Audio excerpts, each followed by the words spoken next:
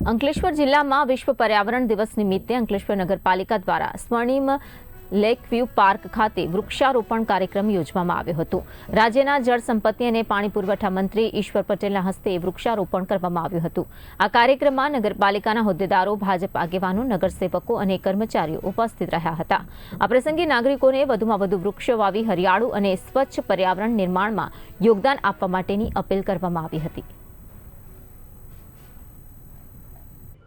5મી જૂન વિશ્વ પર્યાવરણ દિવસ નિમિત્તે આજરોજ અંકલેશ્વર ખાતે સ્વર્ણિમ લેકવ્યુની અંદર વૃક્ષારોપણની કામગીરી કરી। સાથે સાથે આજે અંકલેશ્વર નગરપાલિકા દ્વારા એટલે કે જીયુડીસી ગાંધીનગર દ્વારા આજે અહીંયા ફાયર અને ડ્રેનેજના કામ માટે 4 જેટલા વાહનો મશીનરી આપવામાં આવી છે, જેની કિંમત થાય છે 1,87,00,000ના ખર્ચે આજે અહીંયા નગરપાલિકાને ગુજરાત જીયુડીસી દ્વારા ગાંધીનગર દ્વારા અહીંયા જ્યારે મશીનરી આપવામાં આવી ત્યારે જે રીતે પહેલાં મેન્યુઅલી જે કામ કરતા હતા અને માણસો અંદર ઉતરવું પડતું હતું એની જગ્યાએ આ મશીન દ્વારા જ પોતે 10, 15, 20 ફૂટ હોય કે 30 ફૂટ આમ બે જતા છે, એક 10 મીટર અને બીજું છે તે 30 મીટર, આમ બંને વાહનો દ્વારા જે રીતે પહેલાં મેન્યુઅલી માણસ ઉતરવું પડતું હતું અને ઈજાઓ પર થતી હતી, ત્યારે ગુજરાત સરકારે આના એ માટે આ મશીન દ્વારા એ ડ્રેનેજ સાફ થાય અને જેનો કચરો મળ હોય એ નીકળે એ પ્રકારની મશીનરી આજે અંકલેશ્વરને આપી। ત્યારે